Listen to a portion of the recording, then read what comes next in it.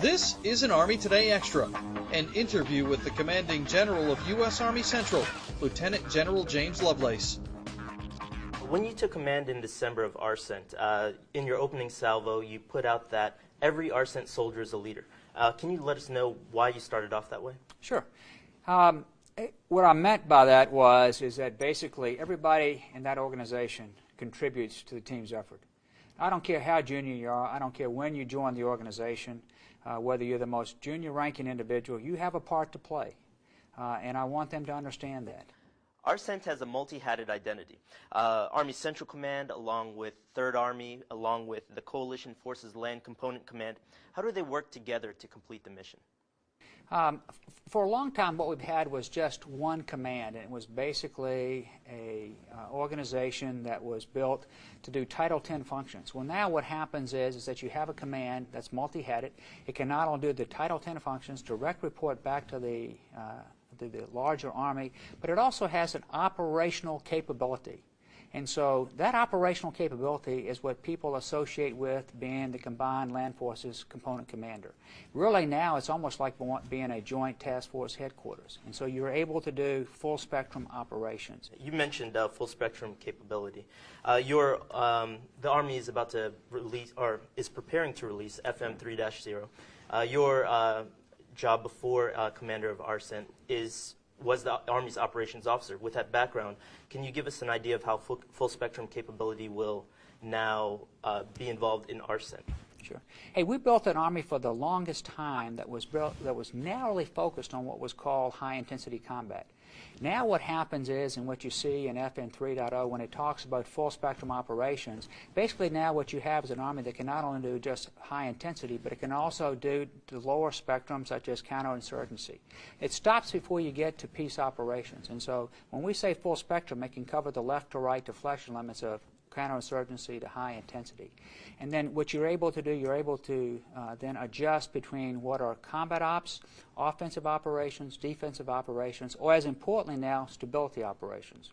What is ARCENT's warfighter capability at this time frame? Is it going to, and what is it going to be in the future? Sure. Right now, basically, what we do at U.S. Army Central Command is that we support Iraq, we support Afghanistan. We do that logistically, and that's basically how we support those two theaters. But in the future, what you want to be able to do is you want to be able to have a headquarters, and that's why I say the Army is making an investment. It's making an investment as an Army Service Component Command. We're defining then the future of what that commitment is going to be in this theater. So we're going to provide Central Command, specifically Admiral Fallon, which is a headquarters that can command and control, be deployable at a moment's notice. Now we're already forward deployed, but at the same time, what we're going to be able to do is, in the event that something else happens inside the CENTCOM AOR, it is the most dynamic area of operation that we have, not just because of Iraq and Afghanistan, because the entire region. Can you give us any detail on how big that force would be for ARCENT? Basically, we generally, in the public domain, you know, the force that we have right now that deployed that supports Iraq and Afghanistan runs about 6,500.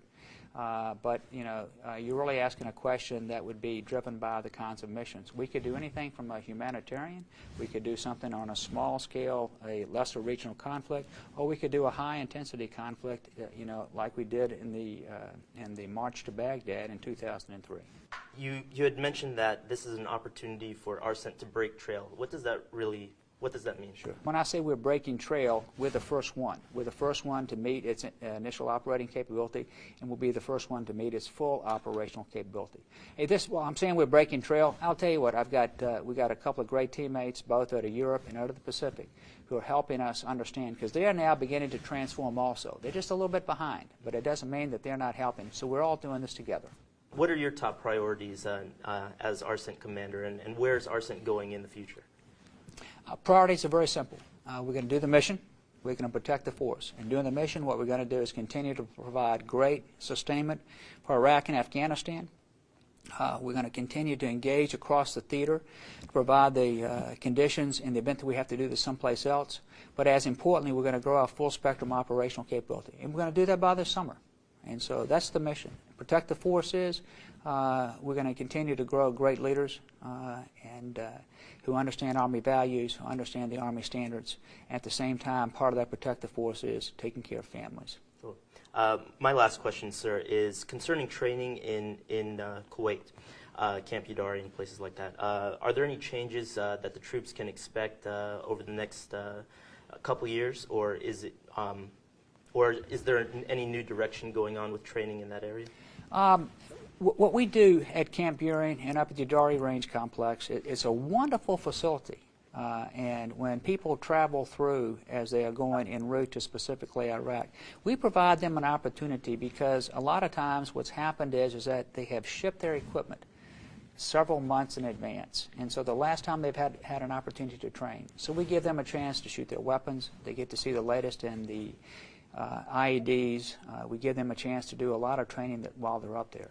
And all I would hope that they understand is we'll provide them the greatest training platform. So just prior to crossing the berm, going north, they have confidence in themselves and their equipment and in their leaders. That's an Army Today Extra from the Soldiers Media Center in Washington.